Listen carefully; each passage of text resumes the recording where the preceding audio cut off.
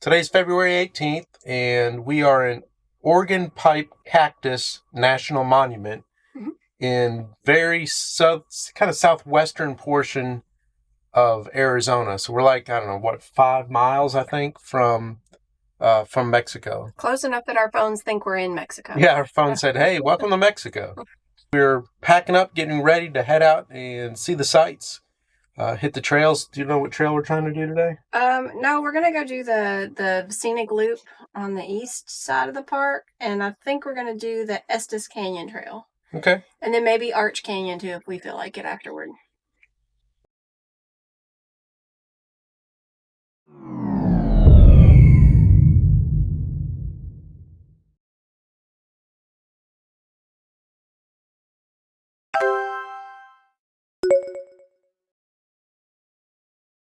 So we had the hood open last night because they say that pack rats are here and they'll chew on your wires and build a nest in your engine compartment. So they suggest you leave your hood open and leave a light on. So I had a light stuck to the bottom of the hood all night.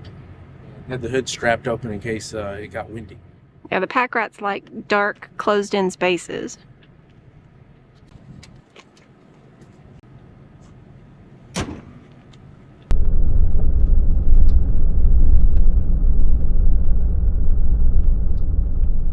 Our plans for the day were almost ruined when we were met by a closed gate at the start of our planned scenic drive. We swung back to the visitor center, tracked down a park ranger, and learned that there had been a car accident the day before and the park service was working to get it cleaned up. Surprisingly, luck was finally on our side when on the way back out we noticed the gate was no longer closed and the road had reopened. The Ajo Mountain Drive is a scenic 21-mile loop that is mostly gravel and can get rough in spots. Since our 1-ton Ram truck is set up for towing with nearly 75 psi in the rear tires, we get a pretty bumpy ride on roads like this. We just have to take it slower than most, much to the displeasure of those behind us. The drive takes you through areas densely populated with Organ Pipe Cactus, saguaro cactus, and other plants of the Sonoran Desert. This route has many marked stops and a written park guide you can pick up from the visitor center that helps explain the geology and the flora and fauna of the area. We got out at many of these stops to take photos and explore, but we spent most of the time at Estes Canyon on an approximately 3-mile hike deep into the park. While it's only a 21-mile drive, between the many stops and the hike to Estes Canyon, the drive took us most of the day.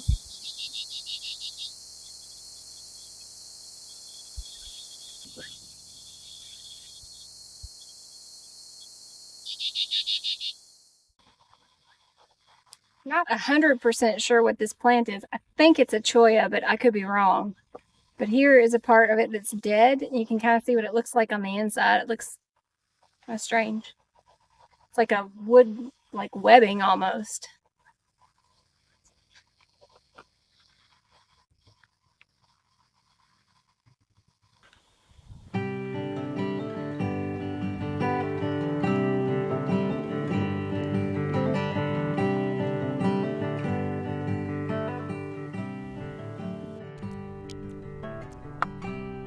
How does it feel? It's hard. Like it needs a drink.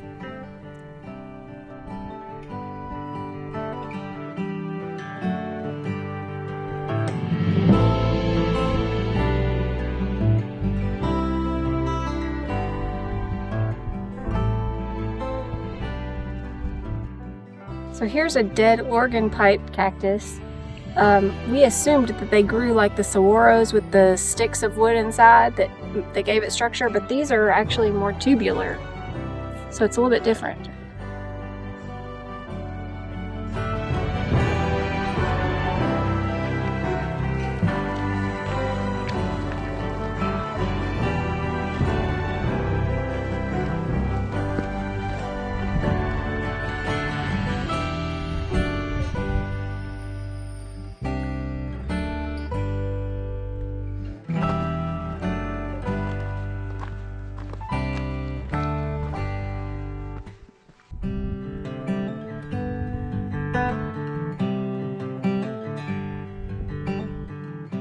We just finished the Bull Pasture Estes Canyon Loop.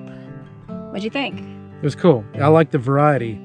The ranger at the visitor center said that this was her favorite hike, and I can see why. yeah, 2 thumbs up.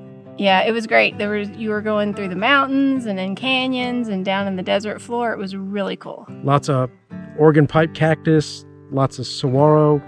And then all kinds of other desert life too, you know, ocotillo and cholla and all kinds of stuff. It was Lots great. of birds. Mm-hmm. Yeah, it was a good hike. I recommend.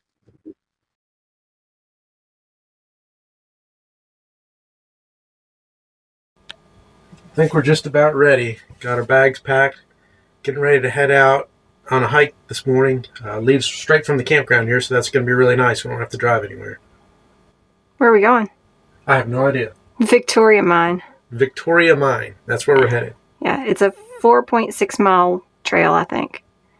All right, well, let's pack up and head out. This is a Palo Verde tree, and they don't really have any leaves on them. They just have kind of like these spiky sticks almost. And they say they don't really need any leaves because they do their photosynthesis through their trunks. That's why their trunks are green. And that way they conserve water and don't lose as much through evaporation. Kind of an interesting tree. We are on our hike to Victoria Mine, and you can see off in the distance, you can see the wall between the US and Mexico. And I'm not making any political statements. I'm not saying if we're for it or against it. I'm just saying that there it is. It used to just be a vehicle barrier. They were talking about it last night in the Ranger program. And within recent years, they have made it into a human barrier, which has also incidentally become a wildlife barrier for some of the larger wildlife. So there are certain wildlife species that are stuck on one side of the border or the other and can't get across like they used to. So this is an ocotillo, and you can see that it's got leaves on it right now. A lot of the time it just looks like spiky sticks, but the leaves grow, they say, about 5 days after it rains. So they've gotten some rain here recently, and it's a really cool looking plant. It's not a cactus. It's part of the candlewood family, I think they said. I don't know what that means, but it's the only member of that family that grows in the United States. And you can even see there are some blooms at the top of this one. I think this is the first one we've seen that's blooming. It's the best look at the inside of a dead saguaro we've seen. It kind of feels like cardboard that's gotten wet and then dried.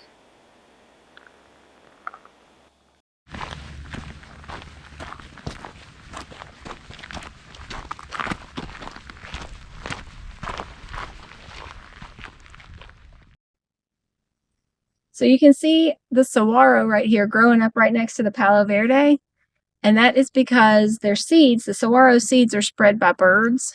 They eat them and then, void them, I think is what the National Park Service said.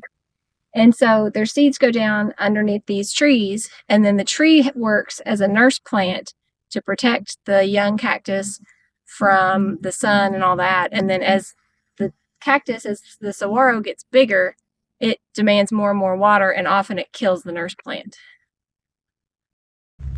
We made it to Victoria Mine. You can see there's a vent here. There's a couple of different mine entrances.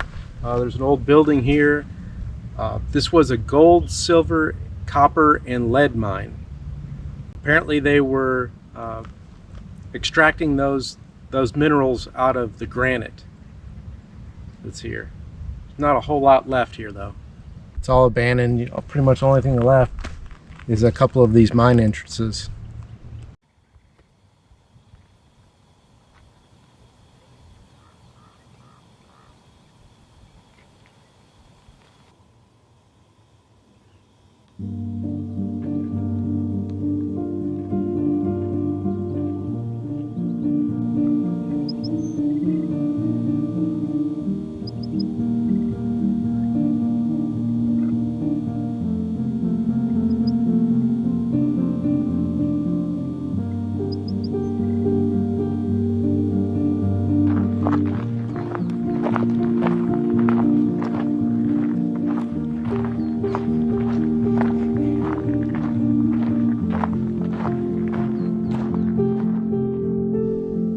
This is a teddy bear cholla.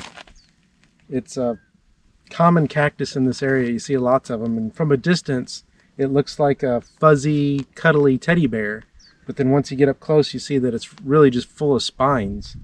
It's kind of a dangerous looking plant, and some people call it a jumping teddy bear cholla because they think that the segments jump off the plant. They really don't jump. It's just when an animal or a person walks by, they stick easily in your pant leg or in your leg, and the segments break off. You see a few on the ground here, and that's how the plant reproduces, because the person or animal would carry that segment somewhere else, deposit it, and it would sprout a new plant.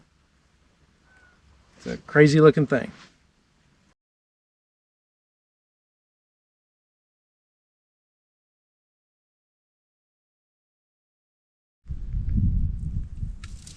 Ow, ow, ow. Way to go, smarty. Damn. So the best way to get these things off of you, they say, is a hair comb.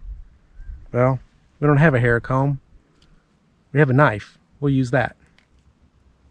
If I can get it open. You can't even get it open. Ow. Damn, those things are sharp. They hurt too.